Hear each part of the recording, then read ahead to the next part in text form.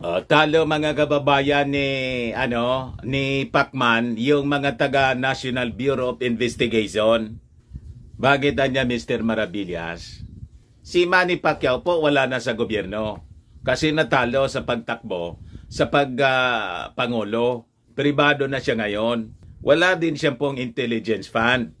Pero po, natukoy niya natukoy niya kung saan nagtatago si Arnie Tevez.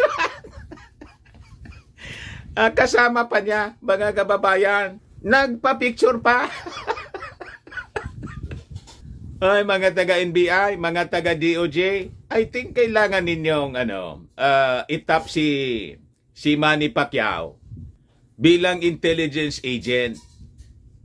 Talo kayo. Yan ang balita. Sabi rito sa Manila Standard. Pacquiao confirms Tevez in Timor-Leste. Nasa Timor-Leste niya si Arnie Tevez. Tagal na pinaganap ng ating mga authorities na punong-puno ng intelligence funds. Naisan lang kayo, mga kababayan ni Manny Pacquiao. May picture pa sila. BIP sa Timor-Leste, Pacquiao reunites with Arnie Tevez. Mga taga-NBI, saan kayo niyan, Wala kayong binatbat kay Manny?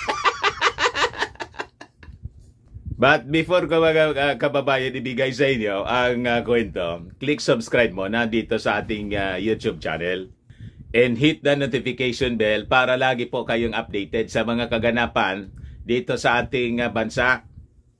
Huwag na rin po ninyo na-escape yung ating mga commercial ads para tuloy-tuloy lang ang pag-unlad ng Bagong Pilipinas, the land of fear. Ayan mga kababayan ang balita. Former Negros Oriental Representative Arnolfo Arnie Tevez Jr. is confirmed to be in Timor-Leste with viral videos showing him together with former Senator Manny Pacquiao. What? Kasama ni Manny Pacquiao mga kababayan. Di kaya insulto ito sa ating mga authorities? Lalo na sa Bureau of National Investigation or NBI. Or national pala, NBI, National Bureau of Investigation. Kasi hanap sila ng hanap. Ayun, kasama mga kababayan pala ni Manny Pacquiao. So sabi rito sa balita, video clip circulating online showed Tevez wearing a white collared shirt and sunglasses chatting with Pacquiao. Baka naman po matagal na to. I-verify muna po ninyo. Baka ginagamit ito mga kababayan na propaganda ni Arnie Tevez para ipaya yung ating gobyerno. Pero anya Mr. Maravillas parang authentic siya. Kasi narinig niya namin sa balita na na-invite ng leader mismo ng Timor-Leste, ni Gusmao. Ganon ba?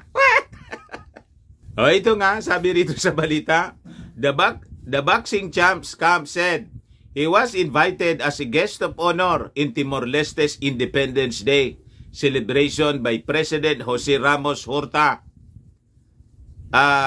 and Prime Minister kay Rala Sana Gusmao. Si Horta pala yung presidente, and Prime Minister si Gusmao. Ito yung mga dating revolutionary, mga kababayan na nakipaglaban sa Indonesia. Parte siya ng dati, yung Timor-Leste ng Indonesia, nag-declare ng independence po.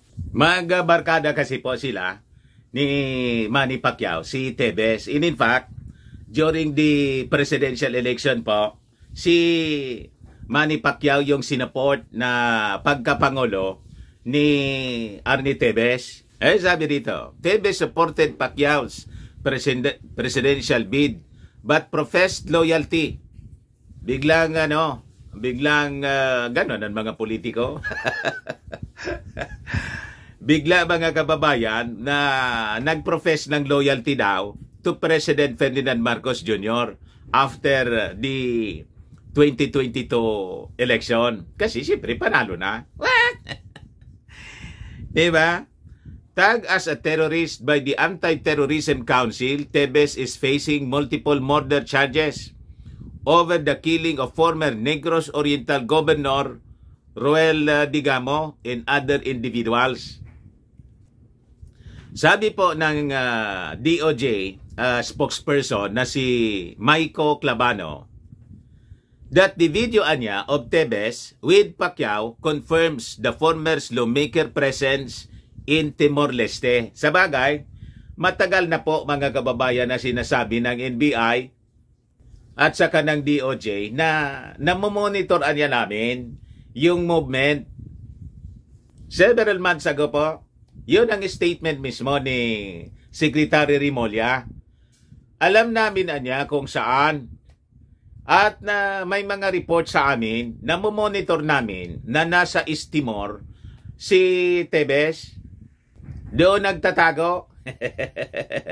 O ngayon, mga kababayan, itong video ito just confirm the presence of Tebes doon po sa East Timor nga po siya.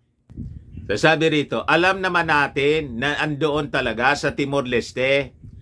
Ngayon, without a doubt, Clavano said, at nakakuha na rin kami ng statement galing sa kampo ni former Senator Manny Pacquiao na ito ay isang chance encounter lamang po at hindi naman sinasadya na magkita sila doon sa mismong airport. Siyempre po, hindi man naaminin ni di-distansya na rin po si Manny Pacquiao.